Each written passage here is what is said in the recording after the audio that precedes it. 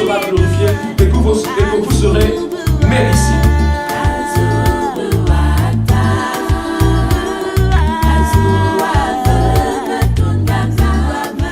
Alléluia. Shalom, shalom à tous. C'est vraiment pour moi un privilège de me lever ici.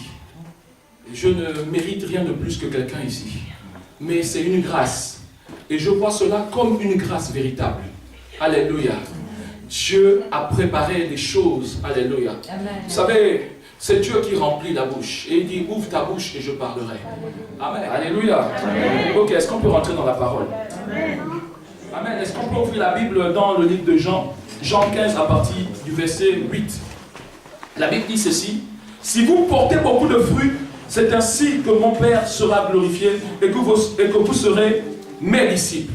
Seigneur, nous te bénissons et te rendons toute la gloire pour ce verset, pour ce passage que nous allons lire tous ensemble et pour ce temps de ministère que tu nous donnes. Merci Seigneur, alléluia, je m'abaisse et je te laisse toi-même prendre le contrôle de toutes choses, que toute la gloire et la louange te soient rendues au nom puissant de Jésus. Amen. Amen. La Bible dit ceci, si vous portez beaucoup de fruits, c'est ainsi que mon Père sera glorifié. Et que vous serez mes disciples. En d'autres termes, est-ce qu'on peut dire ça à l'inverse? Si vous ne portez pas beaucoup de fruits, c'est ainsi que... Et que quoi? Dis à ton voisin. Demande à ton voisin, est-ce que tu portes beaucoup de fruits? Demande à ton voisin, est-ce qu'il porte beaucoup de fruits? Non, peut-être que j'ai mal lu. Peut-être que j'ai mal lu. La Bible est en train de dire, si vous portez du fruit, vous serez mes disciples. C'est ça plutôt. C'est quoi en fait? Il y a un mot-clé là, beaucoup. À quel moment on peut dire qu'on porte beaucoup de fruits? Un arbre, prenez-moi un arbre et dites-moi, j'ai un arbre et cet arbre porte beaucoup de fruits. À quel moment peut-on dire que cet arbre porte beaucoup de fruits? Qu'on ne peut pas les comptabiliser. Qu'on ne peut pas les comptabiliser. 10 fruits? 100? C'est beaucoup? 1000, c'est beaucoup? C'est beaucoup? Ah bon? 1000, c'est beaucoup? 1000 euros, c'est beaucoup?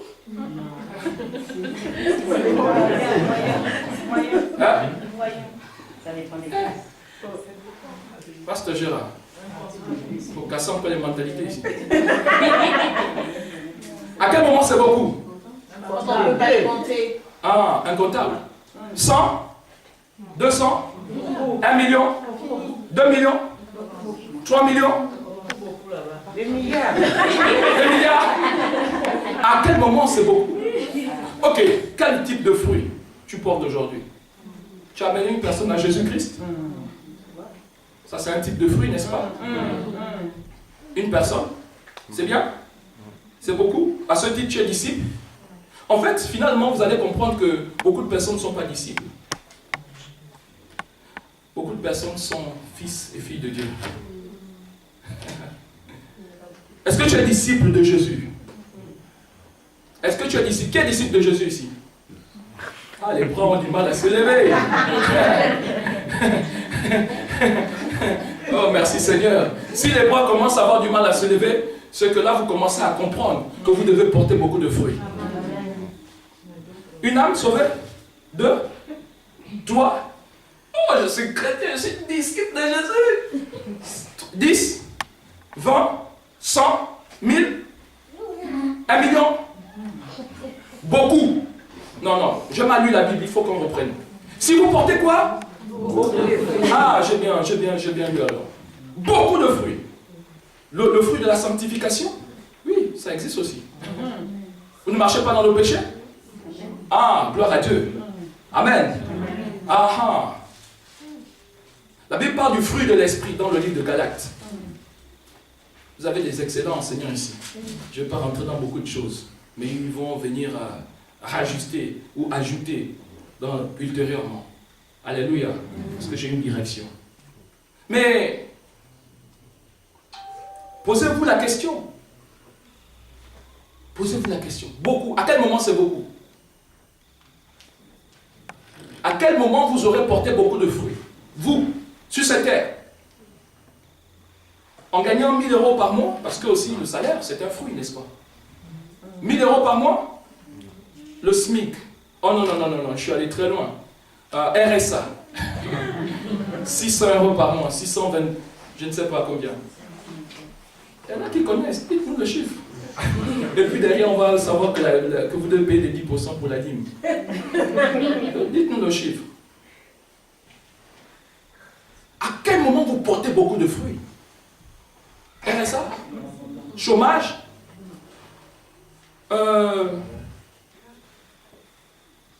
Combien? 1 million? Vous avez 1 million par mois? Et là, vous dites que vous portez beaucoup de fruits? Mais finalement, est-ce que vous êtes disciple de Jésus? Lorsqu'on a donné sa vie à Jésus-Christ, la Bible déclare dans Apocalypse 3, verset 20, « Voici, je me tiens devant la porte et je frappe. Si quelqu'un entend ma voix et ouvre, je rentrerai. » N'est-ce pas? Dans sa vie, je souperai avec lui et lui avec moi. C'est une très bonne nouvelle. Et ce texte est réitéré dans le livre de Romains, où il est dit que si tu confesses de ta bouche le Seigneur, hein, n'est-ce pas? Qu'est-ce qui se passera? Tu auras l'assurance de ton salut, n'est-ce pas? C'est parce que c'est en confessant de la bouche qu'on parvient au salut.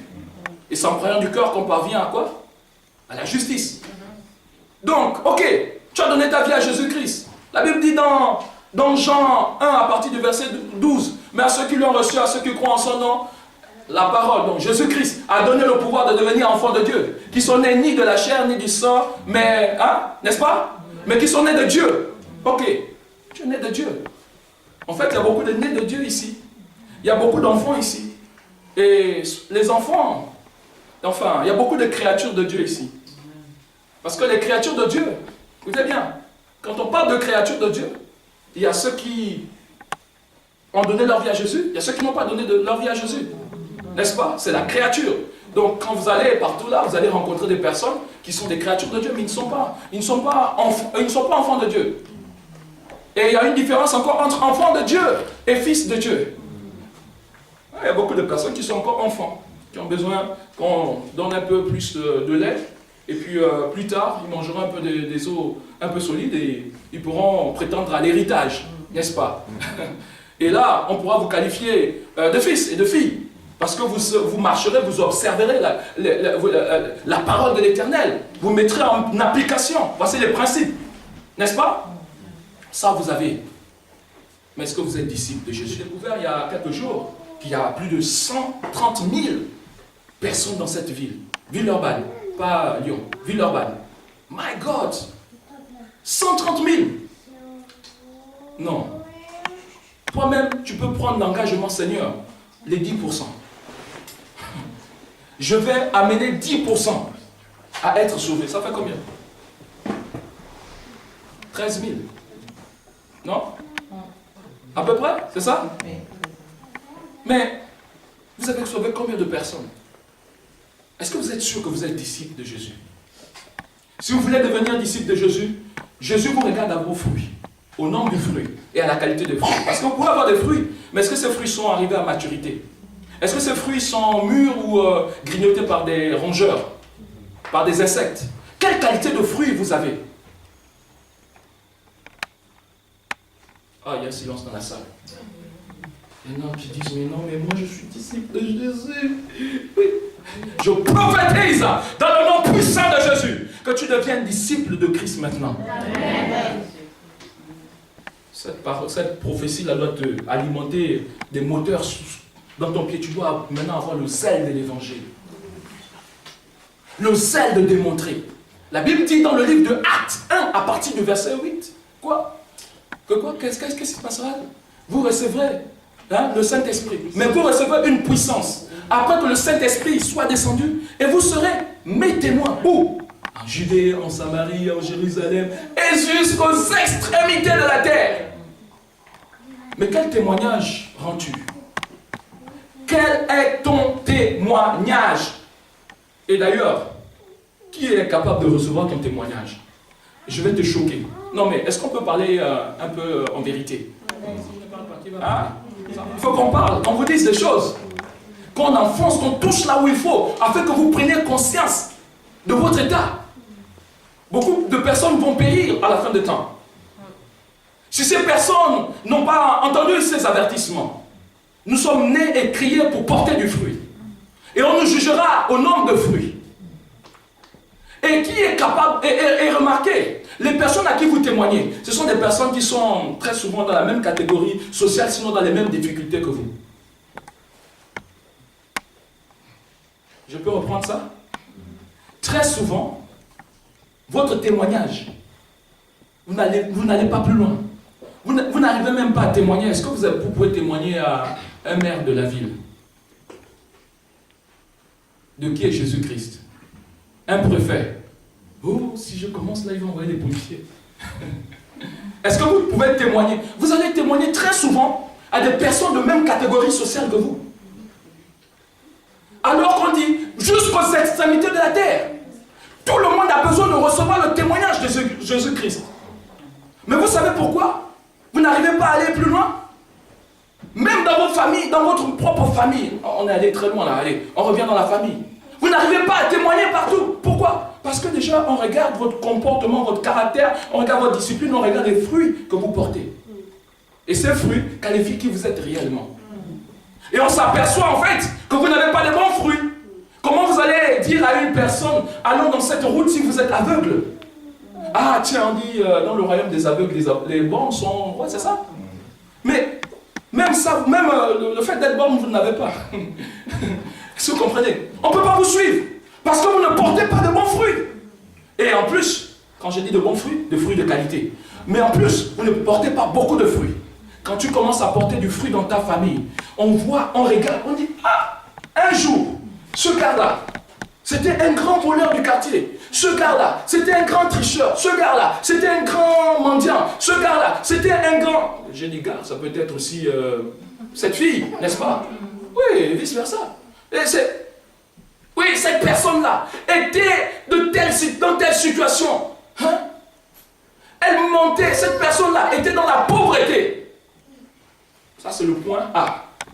Maintenant, quand on regarde, alléluia, à la fin de l'histoire, on passe le premier chapitre, le deuxième chapitre, le troisième chapitre, on arrive vers la conclusion. Oh, cette personne-là a percé. Et depuis que cette personne, il y a un pont. Depuis que cette personne a donné sa vie à Jésus-Christ, on remarque, cette personne-là a changé de comportement social. Cette personne-là, my God, elle porte beaucoup de fruits. Regarde, tu as vu? Elle cherchait un travail. Cette personne a trouvé le travail. Tu as vu? Cette personne-là voulait créer une entreprise depuis. Mais elle a créé son entreprise. Cette personne-là, oh, regardez, beaucoup d'argent. Ça, c'est dans votre famille. Rien que là, déjà, on vous juge. On nous juge. On nous juge aux fruits qu'on porte. À quoi bon de dire qu'on est chrétien si on ne peut pas porter des fruits que Jésus-Christ attend? Nous devons porter beaucoup de fruits. Beaucoup, beaucoup, beaucoup. Pourquoi? La Bible déclare dans Jean 10, verset 10, ceci. Comment il s'appelle l'ennemi là? Le dévoreur, n'est-ce pas? Il vient pour dévorer, n'est-ce pas? Le diable, lui, il vient pour dévorer. Mais moi, je suis venu afin que mes brebis aient la vie. Comment? Il dit que mes brebis aient la vie, virgule, quelle est cette vie-là en abondance? Tu dois avoir la vie en abondance. Écoute bien, il y a une différence entre la vie éternelle et la vie en abondance. La vie éternelle, quand tu as donné ta vie à Jésus-Christ, tu es sauvé. Ton nom est écrit dans le livre de vie. C'est écrit en or. Et mon fils a accepté Jésus-Christ. Ah, c'est fini l'enfer. Et le Seigneur est content. Il y a une fête, il y a une célébration dans le ciel. Mais entre ce temps où tu as donné ta vie à Jésus-Christ et jusqu'au jour où tu vas aller retrouver le Seigneur, jusqu'à ce jour-là, tu as un cheminement sur la terre. Le Seigneur t'attend, il dit ceci, mes brebis doivent quoi? Avoir la vie. Et quel type de vie? Il précise encore, en abondance. Dis à ton voisin, assez c'est assez. Demande à ton voisin, est-ce qu'il est disciple de Jésus? Écoutez bien ceci. Deutéronome 1 à partir de verset 6. L'Éternel Dieu nous a parlé à Horeb en disant, vous avez assez demeuré dans cette montagne. Tournez-vous et partez. Allez à la montagne des Amoréens et dans tout le voisinage, dans la plaine, sur la montagne, dans la vallée, dans le midi, sur la côte de la mer, au pays des Cananéens et au Liban, jusqu'au grand fleuve, au fleuve d'Euphrate. Voyez, verset 8, voyez, j'ai mis le pays devant vous. Allez et prenez possession du pays que l'Éternel a juré à vos pères, Abraham, Isaac et Jacob, de donner à eux et à leur postérité après eux. Oh my God! Non, peut-être que vous ne m'avez pas entendu. Hein. Je vais bien relire ce verset. Écoutez bien, soyez attentifs. L'Éternel, notre Dieu, a parlé à l'église de la Nouvelle Jérusalem en disant, et aux membres de l'église de la Nouvelle Jérusalem, en disant, vous avez assez demeuré, dis à ton voisin, assez. Demeurez dans cette montagne. Tournez-vous et partez. Allez à la montagne des Amoréens, donc ici, des Français, et dans tout le voisinage de la France, donc dans tout le voisinage du Rhône-Alpes, hein, voilà, tournez-vous, allez, hein, dans d'autres montagnes, et dans tout le voisinage, donc c'est-à-dire, allez-y où la ville la plus proche, Saint-Étienne, Grenoble, etc. Dans la plaine, sur la montagne, dans la vallée, dans le midi, sur le côté de la mer. Allez-y sur le côté de la mer, là, hein, en Bretagne, sur le bord, là, voilà, toute la Loire-Atlantique. Au pays des Cananéens et au Liban, jusqu'au grand fleuve d'Euphrate. Le Seigneur est en train de vous dire de vous étendre. Le Seigneur est en train de vous dire de quitter cet endroit. Attendez. Là, je n'ai pas terminé. Voyez, j'ai mis le pays devant vous. Allez et prenez possession du pays que l'Éternel a juré. My God. Amen. Allez et prenez possession de la France. Amen. Le Seigneur t'a dit d'aller et prendre possession de la France. Amen. Yes. Et il a juré de te donner quelle terre? La Bible déclare dans Josué 1, à partir du verset 3, il dit ceci, il dit quoi? Tout seul où la plante de tes pieds fouleront, je te le donne en quoi? En possession. Que dit Proverbe 21, verset 1? Que le cœur du roi est comme dans les mains de Dieu. Comme quoi? Comme une source d'eau. Et Dieu fait quoi? Il incline comme il veut. Tu es capable d'incliner le cœur du prophète de cette ville, my God. Tu es capable d'incliner le cœur du banquier de cette ville, mon Dieu.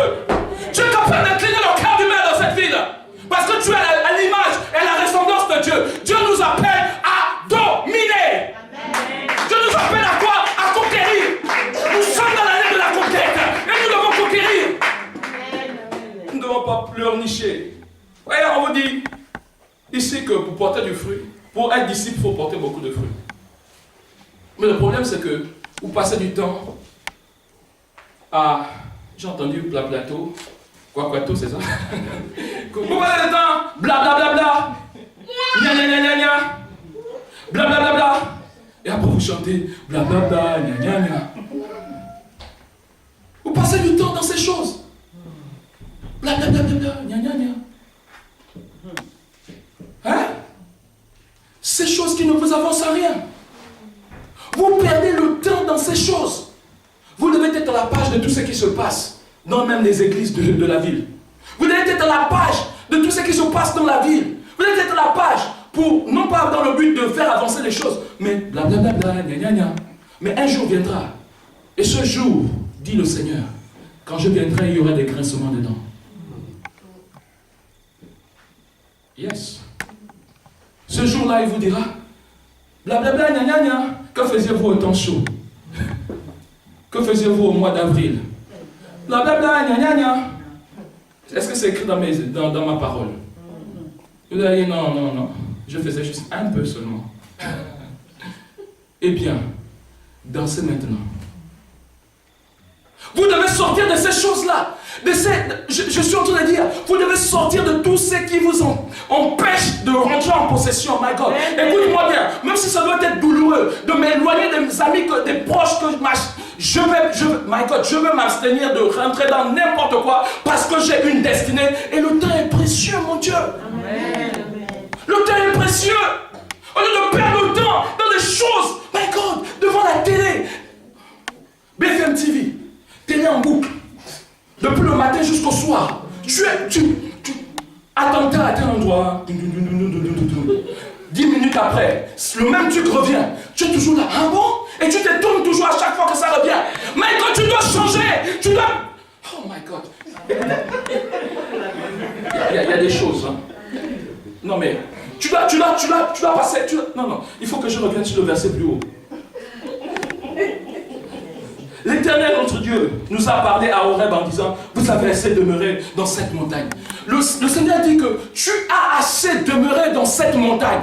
C'est-à-dire que sur cette position-là, sur cette place-là, tu es rentré dans un monde en fait, tu te confortes dans cette position-là. Cette position de tristesse, cette position de douleur, cette position de souffrance, cette position de pauvreté, cette position de manque. Le Seigneur est en train de dire, assez. C'est Dieu qui parle. Il te parle, toi qui me regardes. Il est en train de dire, assez, c'est assez. Tu dois quitter cette position. Tu dois quitter cette place. Tu dois bouger de là. C'est tout ton passé qui bouge de là. C'est tout ton... Sinon, c'est le Seigneur qui va faire ça, il va envoyer un ange pour te secouer bien, pour te réveiller, pour que tu arrêtes la paresse et que tu te mettes à travailler. Bon. Je pense qu'ils auront du mal à m'aimer après. Hein. Mais je ne suis pas venu pour quand même. Je suis venu toucher ce qui ne va pas. Amen. Si vous m'aimez ou pas, le Seigneur va se glorifier. Alléluia. Et je sais que vous m'aimerez. Parce que c'est avec amour que je vous transmets ces choses. Qui vous font du bien en ce moment. Est-ce que vous êtes là avec moi? L'Éternel Dieu nous a parlé à Horeb en disant, vous avez assez demeuré dans cette montagne. Hein? Comment tu peux... Ça fait des années que tu demeures sur la montagne de la pauvreté. Ça fait des années. Bon, quand une affaire marche un peu, tu es content. Et puis tu dis, oh. Mais c'est pas là où Dieu t'attend, mon Dieu. Dieu ne t'attend pas avec 1000 euros par mois, mon Dieu. Dieu ne t'attend pas avec 2000 euros par mois. Dieu ne t'attend pas avec 1 million par mois. Dieu t'attend. Oh my God, il veut que tu possèdes les richesses de cette terre. Il veut que tu rentres en possession de ta destinée. Mais tu dois te lever, mon Dieu. Tu dois te lever. Mais c'est pas moi qui parle, c'est Dieu qui te parle. Hein. En ce moment, il t'a dit de te lever, mon Dieu. L'Éternel Dieu nous a parlé au rêve en disant, vous avez assez demeuré. Tu as assez demeuré sur cette position de stagnation. Tu stagnes trop. Tu es toujours face au même problème. De lundi au mardi, tu es face au même problème de maladie. Mon Dieu, est-ce qu'il n'y a pas quelqu'un qui peut se lever et dire, ça suffit, assez c'est assez, trop c'est trop. Il faut que les choses bougent, il faut que les choses changent. Il faut que j'aille de l'avant. Non, écoute-moi bien. Il y a une chose que, et que je parlais de maladie, même des possessions ou quoi, je ne sais pas. Le même mari de nuit ou le même esprit de nuit ou je ne sais comment on va l'appeler, Mami Wata ou quoi, te traumatise depuis des jours. Les esprits d'oppression te traumatisent. À un moment donné, tu dois te lever et te rappeler que tu as une identité spirituelle. Et que, my God, il a reçu le nom, qui est au-dessus de tout le nom. Et tu dois pouvoir invoquer le nom de Jésus-Christ de Nazareth. Si une armée se trompe autour de toi, tu rentres dans ton gymnase. Si on voulait prendre des décisions qui sont contre ton avenir, tu te lèves, mon Dieu. Tu ne vas pas continuer à rester là allongé et à faire le juger la faiblesse. Oh, ça me fait mal ici. Oh, ça me fait ceci. Oh, j'ai du mal. Et puis tu vas voir quelqu'un raconter. Tu vois, je suis face à cette situation. La personne dit, oh, ça ira. Dieu va faire. À un moment donné, tu dois t'arrêter et dire qu'il faut que je me lève. Il faut que j'aille au gymnase. Tu dois aller au gymnase. Tu dois porter ton kimono. Tu dois te lever.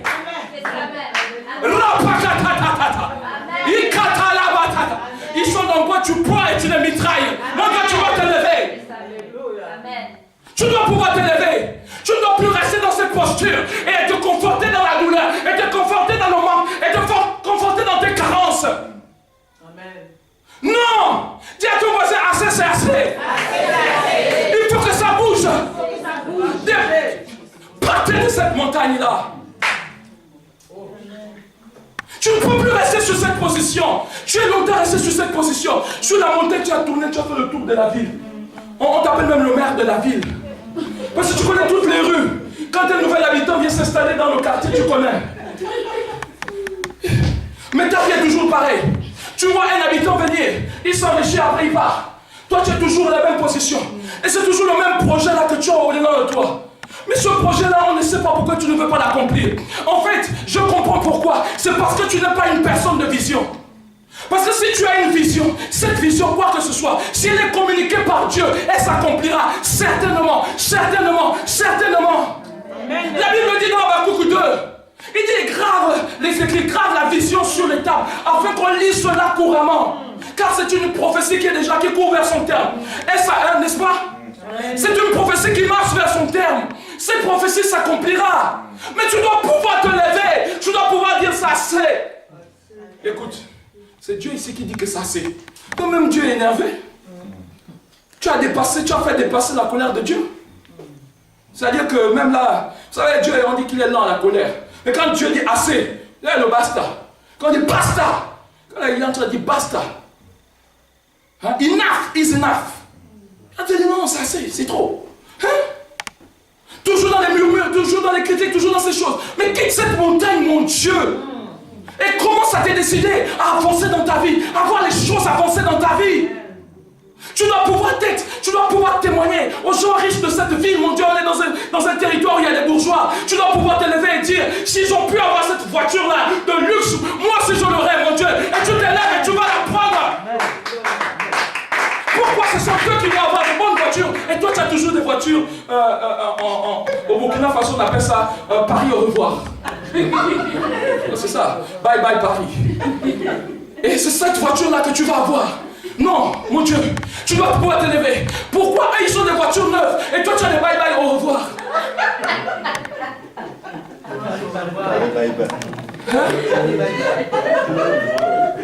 Bye bye bye. On va te dire non.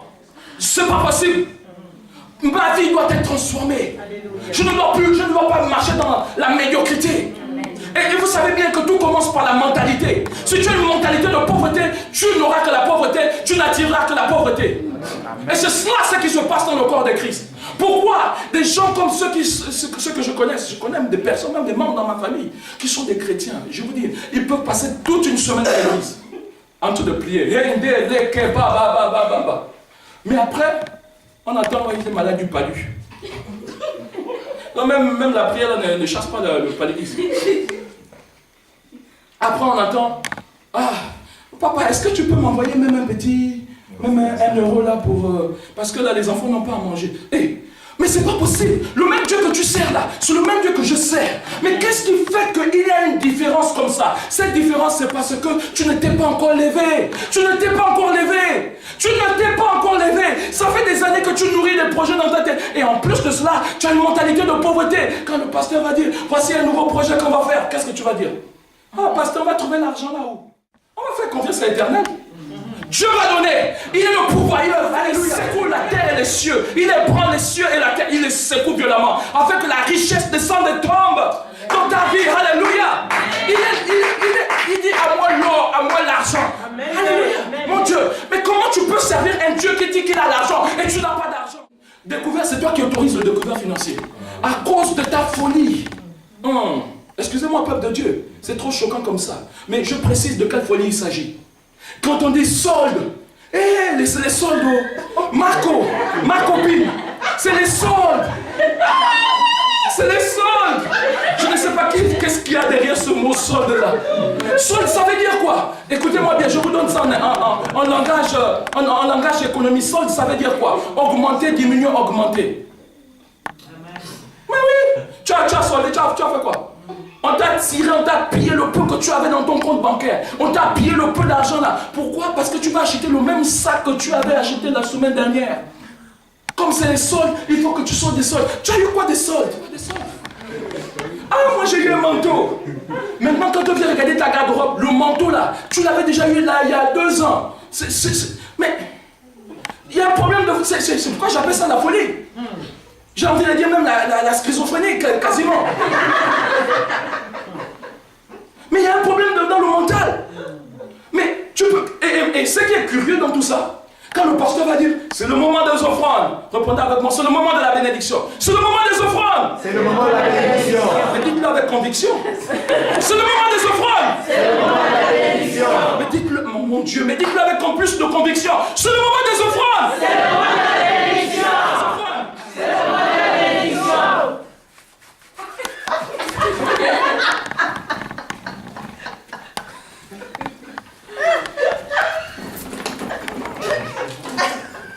Mon Dieu, il y a un problème de mentalité. Alors que la semaine dernière, tu n'as même pas eu du mal à aller chez Giorgio Armani, chez Célio, chez Hugo Boss pour acheter les derniers cris. Mais quand tu arrives à l'église, tu dois chercher la petite pièce qui. À un moment, le pantalon s'est déchiré, même. Le sac s'est déchiré. Prêche. C'est le moment des offrandes. C'est le moment de la bénédiction. C'est le moment des offrandes. C'est le moment de la bénédiction. Oui, ça veut dire que là, tu dois prendre ton enveloppe. Here I have a very big God, oh. He's always by my side. A very big God, oh. By my side. Hey, come on, come on. By my side, by my side. By my side, by my side. By my side, by my side. By my side, by my side. Tu peux même t'enculer. Parce que, mais écoutez-moi bien, le Dieu que tu viens, tu ne sèmes pas pour le pasteur, tu sèmes pour la gloire de Dieu, mon Dieu. Il faut que dans le ciel, on te localise. C'est pas ici que ça se passe dans le ciel. Si on te localise dans le ciel, mon Dieu, ton offrande va parler. C'est le moment des offrandes. C'est le moment de la bénédiction. Et tu dois le faire avec conviction. Que si tu donnes ton offrande, Dieu va te rémunérer en retour. Parce que c'est conforme aux Écritures. La Bible déclare que celui qui donne le semeur, celui qui donne la semence au semeur. Mais non, tu dois préparer ton offrande avant. Il faut provoquer la bénédiction. Écoute-moi bien. Quand on dit prendre possession, c'est quoi? La Bible dit que nous devons prendre possession. C'est quoi? C'est s'accaparer. Tu dois t'accaparer. En fait, écoutez, on est dans cet endroit, c'est une location, n'est-ce pas? Est-ce que vous avez pris possession de ce lieu? Non. Hein? Prendre possession, c'est aussi s'installer. Et je dirais encore s'installer de manière définitive. Vous savez, si vous avez une mentalité de prospérité, une mentalité, my God, qui vient du ciel, mon Dieu, vous pouvez faire des choses, même des folies. Dire maintenant qu'on est rentré ici, là, on ne sortira plus tant qu'on n'est pas propriétaire. Tant qu'on n'est pas propriétaire, je ne sors pas de cet endroit. Et d'ailleurs, qui est même le propriétaire de cet endroit?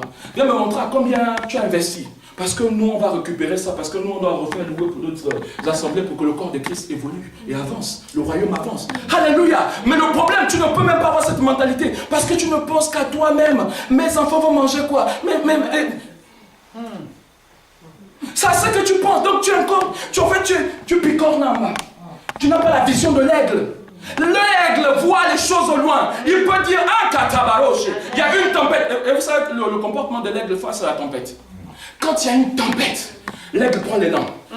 Son envergure, plus de 12 mètres. Il étend ses ailes. Et il se met au plus haut, hein, au plus haut point. Et il fonce contre la tempête. Vous savez ce qui va se passer?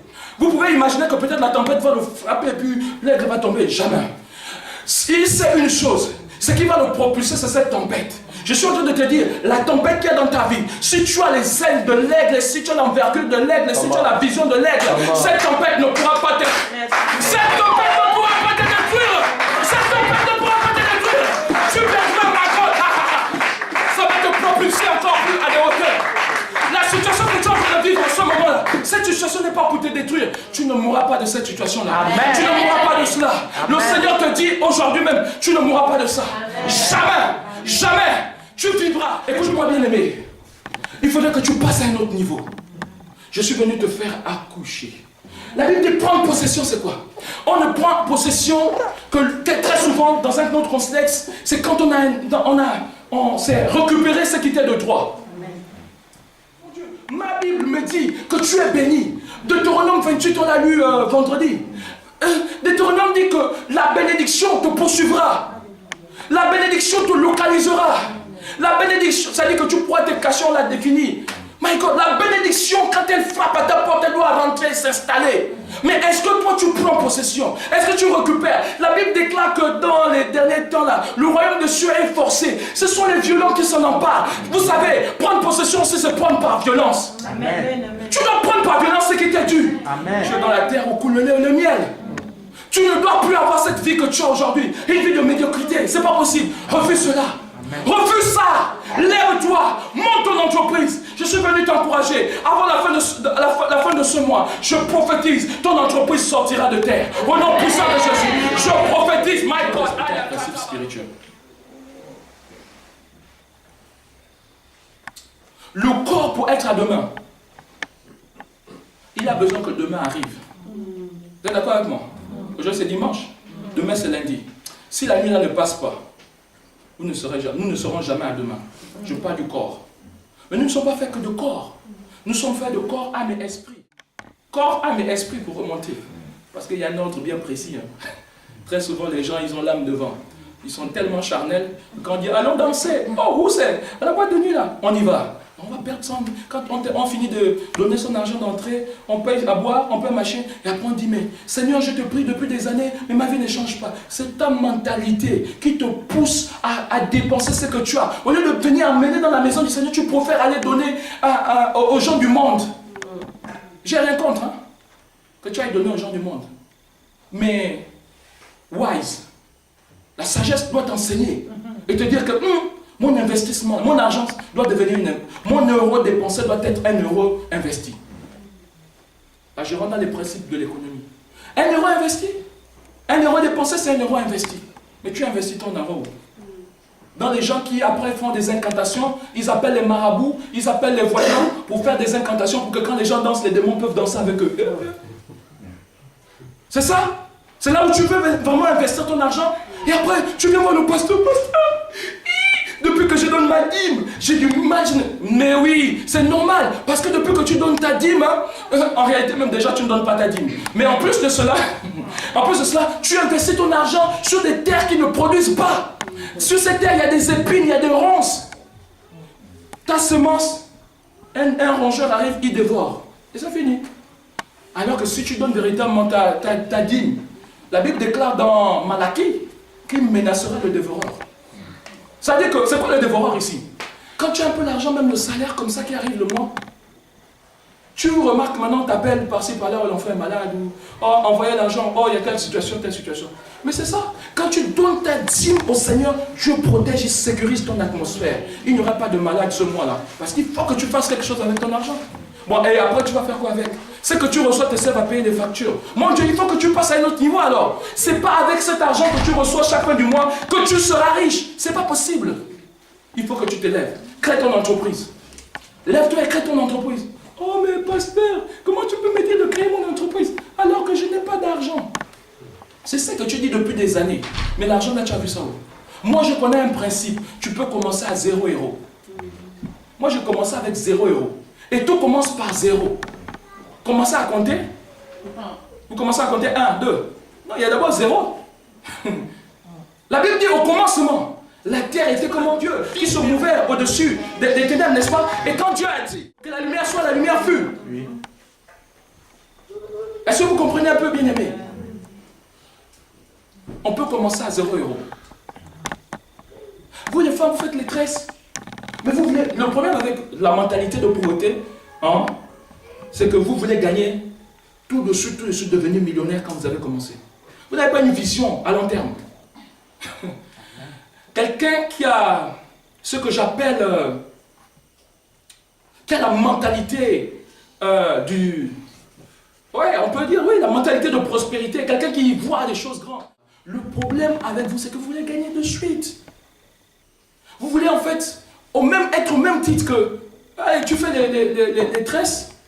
Tu veux au même titre maintenant commencer à facturer les gens 100 € pour ta coiffure. Parce que tu fais quoi de plus de particulier par rapport aux autres? Commence par le commencement, mon Dieu. Si tu veux vraiment commencer ce mois de janvier, tu peux. Avec 0 €. Il y a quelqu'un ici, là, tu prends, oh, moi je fais les tresses. Hein. Et puis, si tu vas au salon, ce serait 40 € pour toi, pour te poser le tissage.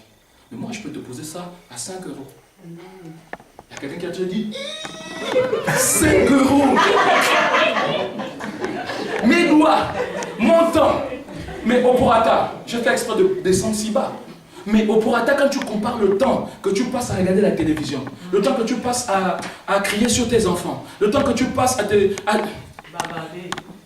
tout ce temps que tu perds là, tu aurais pu déjà rentabiliser un client. 5 euros, dis à ton voisin 5 euros. 5 euros. En 1 heure, 2 heures, tu as fini ça. Demain, le lendemain, 5 euros encore. Moi, je vais à 5 euros. Et tu penses que si tu fais à 5 euros et tu le fais bien avec la qualité, tu es sûr que les gens ne viendront pas. Tu vas te retrouver avec une file de personnes. C'est mon tour, c'est mon tour. Tu seras débordé. Et quelque part, tu es en train de construire une vision. 5 euros fois 7, ça fait combien? 6 fois 5. 30 euros. 30 euros fois 10 mois, ça fait combien? Fois 12 mois. 360 euros. N'est-ce pas? C'est ça le calcul? Non, non. Non, c'est pas ça le calcul. Ça, c'était une semaine. 30 euros fois 4. 120. 120 fois 12. C'est 12 fois 12, ça fait 144. Et puis vous ajoutez les zéros. Ça fait combien? 1400. Tu as fait 1400 de chiffre d'affaires si tu as commencé avec 5 euros. Mais tu arrives à la fin de l'année, tu n'as même pas dans ton compte bancaire, il n'y a même pas 10 euros qui restent. Au contraire, tu as moins quelque chose. Mais il y a un problème. C'est parce que tu ne sais pas canaliser ton énergie. Tu ne sais pas canaliser ton potentiel. Tu ne sais pas canaliser les dons que Dieu a mis en toi. Tu passes du temps, au lieu de te positionner comme quelqu'un qui doit conquérir. C'est pas grave, c'est 1400 euros simplement. Hein, n'est-ce pas? Mais si tu fais ça fois 10 ans, ça fait combien? Non, mais faites-moi le calcul. 14 000 euros. Tu as eu près de 15 000 euros à l'arrondissement, même un peu. 15 000 euros en 10 ans. Parce que 15 000 euros en 10 ans, c'est quelque chose. 15 000 euros en 10 ans. Tu investis pour un parking. Là, ici, là où j'ai vu place payante. Tu investis quelque part en 10 ans. Tu as maintenant quelqu'un qui vient louer ton parking. Que tu as acheté dans un bâtiment quelque part. L'argent, le fruit de tes mains. Alléluia. C'était un sacrifice, ça a été douloureux. Tu t'es donné à fond pour ça. Et j'ai dit encore, je suis descendu très bas. Parce que très souvent, tu vas dire non, 20 euros. Baisse un peu aussi, tout le monde fait à 20 euros. Baisse un peu, même 10 euros. En fait, il faut avoir une certaine logique et une détermination. Voilà pourquoi le peuple de Dieu ne s'enrichit pas. Quand on va dire, bon, je proclame que tu feras la politique. Ah, pasteur, la politique, il y a corruption. Tu m'envoies, donc je serai corrompu. Non, c'est pour toi la politique. Mon Dieu. Amen. Tu peux pas être un citoyen et n'est pas concerné par les choses de la cité. C'est ça la politique. Alléluia. Amen. De la même manière, dans d'autres domaines, tu dois pouvoir te positionner. Dire, je dois créer. Canalise ce que tu as en toi. Dieu a mis des dons et des talents en toi. Tu peux les sortir et les... Est-ce que vous êtes avec moi? Amen. Si tu me dis que tu ne sais rien faire, je vais demander au Seigneur de descendre une grosse main et de gifler. Tu ne sais rien faire. Tu vois, la personne va dire parce que la main là peut descendre. Dieu enfouit en toi des talents. Il y a des dons en toi. C'est pas un seul. Tu as plusieurs dons, tu as plusieurs talents. Vous pouvez devenir ce que vous avez rêvé. Vous pouvez. Vous pouvez. Mais le problème, c'est que vous passez du temps à perdre. Quand on met un programme comme je suis venu vendredi, ça c'était la belle surprise. Regarde quand je vois la salle la pleine. Vendredi, vous n'étiez pas tous là. Mais les principes qui ont été annoncés vendredi, vous n'avez pas réussi ça. Voilà pourquoi vous échouez. Parce que vous n'êtes pas souvent positionné à l'endroit où il faut, au moment où il faut. Donc la faveur n'est pas là. Quand il faut être à l'église le vendredi par exemple, mais vous n'êtes pas là. Le pasteur a libéré une telle grâce là que même qui aurait pu te propulser et t'amener à une nouvelle dimension. Mais tu n'étais pas là. La bonne nouvelle c'est que c'était moi ce vendredi. Et je vais te dire une chose qui est précieuse. Il y a quelqu'un qui a noté. Alléluia. Bon, mais déjà il faut que tu saches que tu es là. Pour qu'il veuille bien te partager ça avec toi. Mais vous comprenez ce que je suis en train de dire? Il y a un mot, il y a une saison pour une bénédiction. Écoutez bien ce que je vais dire. Je vais essayer de tracer ça comme ça. Il y a un temps, une saison. Comme là, je suis venu pour le mois d'avril. Avant la fin de ce mois, ton projet va commencer. C'est-à-dire que là, dès que je sors de cet endroit, tu vas commencer ton projet. Amen. Et puis, si je revenais même en mai, par exemple, tu seras content de venir témoigner. Eh mon Dieu, voici ce qu'il a fait. Alléluia. Tu peux commencer ton projet. J'ai parlé de la coiffure, il y a d'autres projets. Ce mois d'avril, tu peux le commencer. Tu peux le pousser. Peut-être qu'il y a des projets qui se développent dans le temps. Mais au moins, commence un peu. Regardez ce qu'on dit ici. Dans la Bible, je reviens vite dans les Écritures. Qu'est-ce qu'on dit? On dit, l'Éternel, notre Dieu, nous a parlé à Horeb en disant, vous avez assez demeuré dans cette montagne. Tournez-vous et partez. Hein? Tournez-vous, faites un mouvement quand même. Faites un mouvement, déplacez-vous, bougez. Peut-être ton voisin bouge. Bouge, bouge, bouge. Je sais pas, tu n'es pas en train d'insulter ton voisin. Hein? Tu es en train de le secouer. Secoue-le. Secoue, dis bouge, bouge-toi, bouge-toi.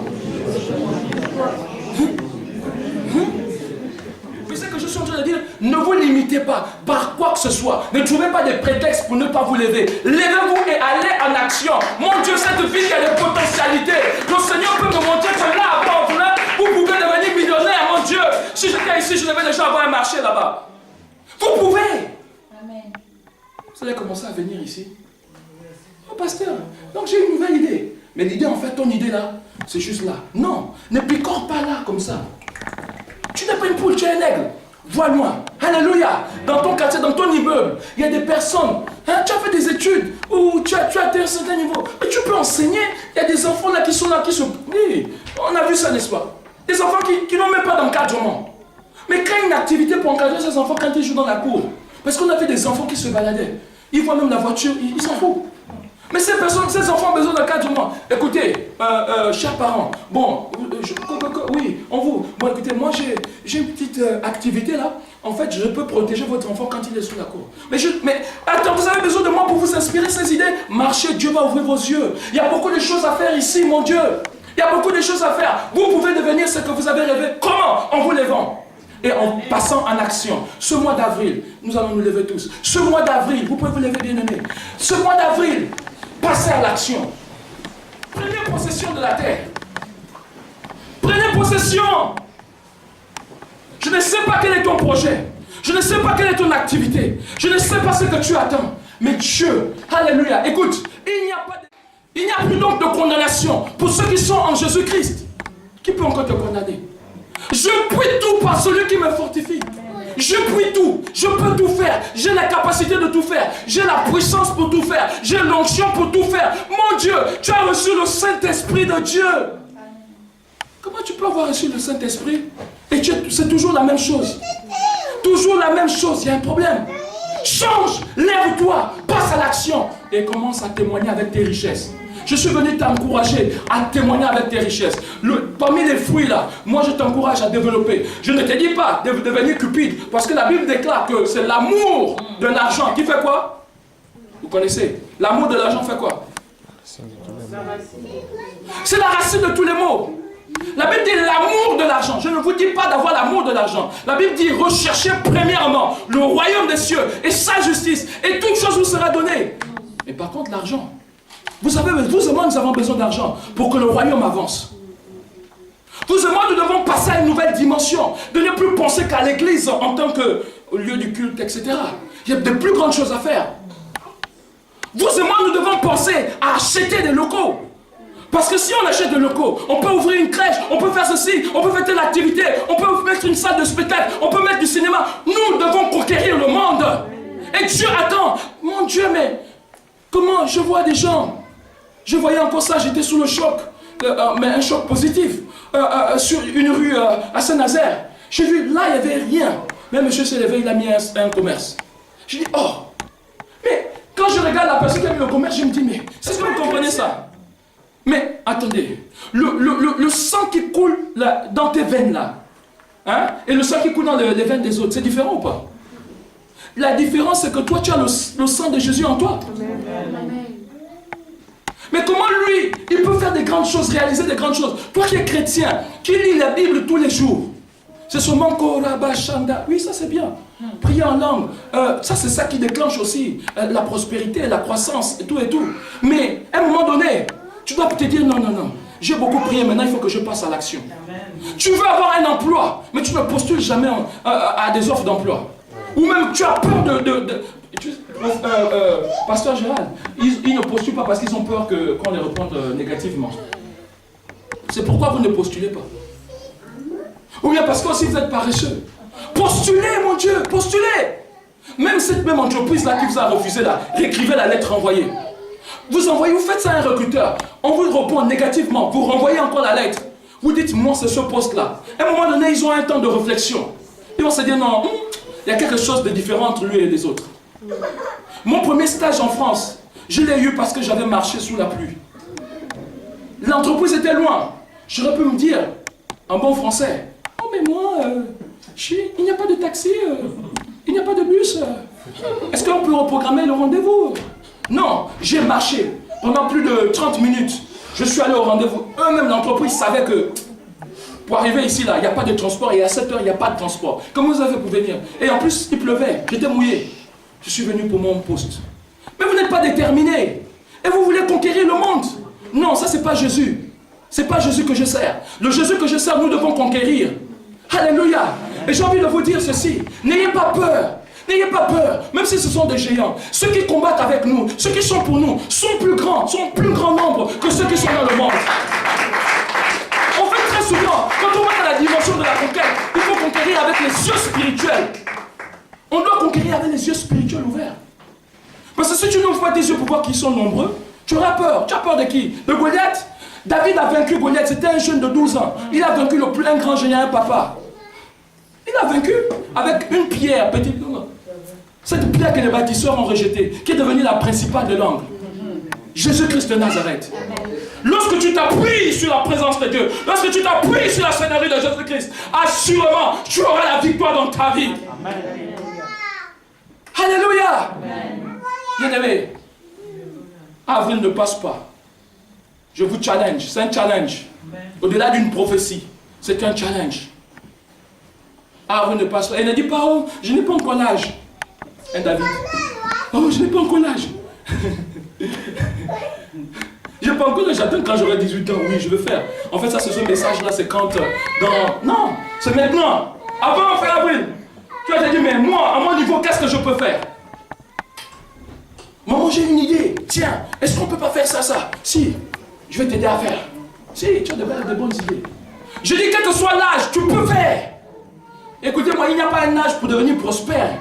Il n'y a pas un âge pour s'enrichir. Il n'y a pas un âge pour accomplir. Et vous savez, les gens qui ont commencé, j'ai eu l'histoire d'un petit jeune. Il a commencé très petit. Il vendait ses tartes, ses petits gâteaux comme ça. Et il est devenu millionnaire en ce moment. Donc chaque fois, il mettait ça dans une caisse. Et quand on a cassé la caisse, c'était plus des millions et des millions. Mais c'est parce que c'est des jeunes qui sont prévoyants. C'est des jeunes qui ont une vision.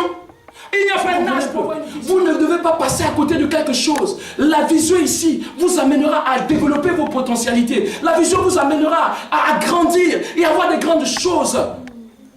C'est pas normal que vous continuez à dépenser de l'argent dans la location, mon Dieu. Chaque année, vous dépensez au moins en moyenne. Si je mets un minimum de 300 € d'un loyer, chambre, je ne sais pas, universitaire ou je ne sais pas, 300 €. Ça fait quoi? Ça fait en 12 mois, les scientifiques peuvent 3600. 3600 en un an. Voilà. Et quand c'est encore des appartements 1000 €, tout comme ce local, vous êtes en location. Pour avoir une certaine stabilité, l'église doit passer à un autre niveau. Mais écoutez, ce n'est pas le pasteur qui va venir vous dire, bon bien aimé, maintenant nous allons passer au projet d'achat. C'est vous qui allez vous-même entre vous faites une réunion entre vous. Vous dites, ah, pasteur, qu'est-ce qu'on peut faire vraiment pour l'église? Qu'est-ce qu'on peut faire pour que l'œuvre avance? Qu'est-ce qu'on peut faire pour que l'œuvre, vous-même, vous complétez entre vous? Bon, qu'est-ce qu'on va faire? On va faire ça. Bon, chacun va cotiser. Et on vient de dire au pasteur, on a fait pendant 1 an, 2 ans, on est en train de mobiliser les fonds. Aujourd'hui, on a pu lever tel montant. Et ce montant-là, ça ne pourrait peut-être pas acheter les locaux, mais on sait que ça, c'est un apport. Maintenant, nous, on veut rentrer, on veut devenir propriétaire. Parce que si vous avez compris la notion de propriétaire, c'est que vous ne gaspillez plus de l'argent à quelqu'un, parce qu'en fait, là, vous remboursez la dette d'une personne. Mais à ce moment, quand vous êtes propriétaire, c'est votre bien aujourd'hui, dans ce sens que vous êtes locataire de la banque, mais tôt ou tard, ça reviendra. Et nous, qui avons la connaissance de la puissance de Dieu, Dieu peut susciter quelqu'un qui vient du tout.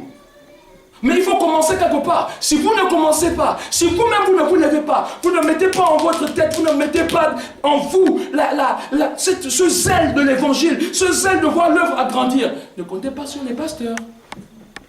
Parce que les pasteurs ne peuvent pas tout faire. Vous devez aussi vous rassembler, dire non, cette œuvre doit passer à un autre niveau. Ah, pasteur, qu'est-ce que je peux faire? Qu'est-ce que je peux faire pour aider? Ou même, pasteur, voici ce que le Seigneur a mis dans mon cœur pour pouvoir aider. Est-ce que je peux faire ou pas? Est-ce que c'est en accord avec la vision ou pas? Mais si vous ne vous positionnez pas comme ça, comment allez-vous prospérer? Il y a des principes clairs et élémentaires. Vous affrontez la situation. Si ça ne va pas, changez de stratégie de prière. À un moment donné, il faudra vous lever à 4 h du matin et prier au lieu de faire le grand sommeil. Coupez vos sommets, priez, massacre là-bas. Il y a des choses qui doivent avancer, il y a des choses qui doivent progresser. Levons nos mains.